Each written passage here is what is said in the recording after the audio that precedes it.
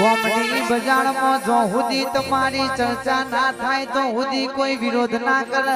પણ ચમનું આ રજવાડું બની જુ ચમની ગાડીઓ લાવી દીધી ચમનો મકોન બાંધી દીધો એટલે ચર્ચા ચાલુ થઈ જાય ભાઈ કે કાલે તો કશું નતું ના આજા ચમના રાજા બની જાય તો તમે મહારાજા એમના રાજા કરી જો